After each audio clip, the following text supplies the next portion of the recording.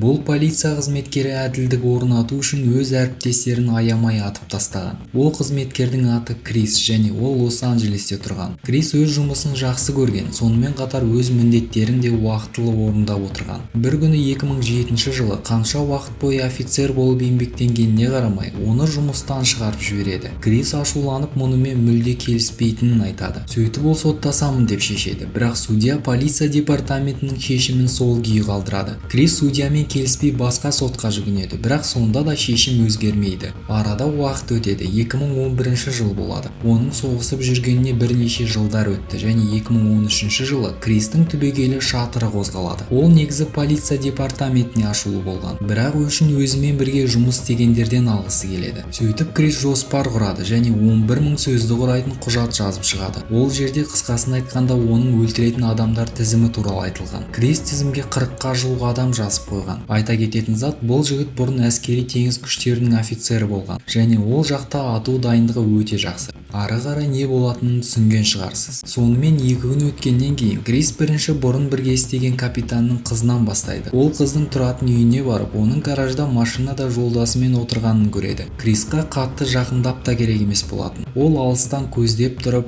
бам, екеуіне де бір оқтан жібереді. Алдындағы адам аттары бар тізім естеріңізде ме? Ол сол тізімді алып Фейсбукқа өз парақшасына салып қояды. Енді Кристің барлық таныстары оның сәл ашулы екенін байқай бастайды. Әрине бұл тізімді оның бұрынғы әріптестері де көреді. Сөйтіп полиция тұрып, жоқ, біз мұндайға жол бермейміз дейді. Капитанның қызының өліміне Крис басты күдіктіге айналады. Ал ол бұл уақытта Лос-Анджелестен Сан-Диегоға қашып кетеді. Ол жаққа келгенде Крис отель жалдап тығылып жатады және келесі жоспарын құра бастайды. Отельде көп қалуға болмайтынын түсініп, ол бірнеше күннен кейін жағалау жаққа кетіп қалады. Және қарудың көмегімен яхтаны айдап әкеткісі келеді. Бірақ қайықтың арқанын алам дегенде оны суға түсіреді. Ал ол барып моторға шайналады. Және ол бұл жоспардан бас тартады. Сөйтіп ол көлік алып келесі адамды өлтіруге жолға шығады. Бір уақытта ол оның артынан полиция түскенін көреді. Крис оларды байқайды да жолда тоқтап машинадан шығып бам-бам бірнеше оқ атады. Және қайтадан көлігіне отырып жоқ болып кетеді. 20 минуттан кейін оның қызылға өткенін басқа қызметкерлер байқайды. Крис көлікте отырып оларға да атады. Бұл жолы олардың біреуі көз жұмады. Енді оны бүкіл Калифорния іздей бастайды. Келесі күні таңертең іздеудегі көлікке ұқсас жанып кеткен машина табылады. Олар бірден түсінеді. Бұл Кристікі. Полиция барлық жолдар мен таулы аймақтағы курортты да жауып тастайды. Жақын маңайдағы мектептер жабылады және 10.000-ға жуық полиция мен арнайы жасақ ауданның барлық үйлерін тексеріп Кристі іздей бастайды. 2 күн өткеннен кейін Крис орманнан үй тауып алады. Ол есікті бұзып кіріп, ішінде адамдар бар екенін көреді. Ол екеуінің қол аяғын байлап, машиналарын алып қашып кетеді. Көлікпен келе жатып ол жолдан ұшып түседі және амал жоқ ары қарай жаяу қашу керек болады. Бірнеше сағаттан кейін ол жолда көзіне түскен машинаны тоқтатып тартып алып әрі қарай қашуын жалғастырады. Жолда оны табиғат сақтау офицерлары байқап қойып, артынан аңди бастайды. Оларға барлық бөлімдерден жиналған полиция да қосылады. Крис бұл уақытта көлігін тастап орманға қаша бастайды. Жолда қашып келе жатып ол 2 офицерді атып үлгереді. Дәл осы жерде ол үлкен қате жасайды. Ол алдында тұрған кішкентай үйді байқайды және сол жерге барып тығылады. Бірақ ол енді ол жерден шықпайды. Қоршап алған полиция оны енді өлсе шығармайды. Бірақ іште отырса да ол берілмей атыса береді. Бұл уақытта полиция машинамен үйдің қабырғасын бұзады. Ал Крис жертөлеге түсіп кетеді. Ары қарай олар үйге түтін газын тастайды. Бірақ одан үй тіпті өртене бастайды. Енді Кристі амал жоқ. Және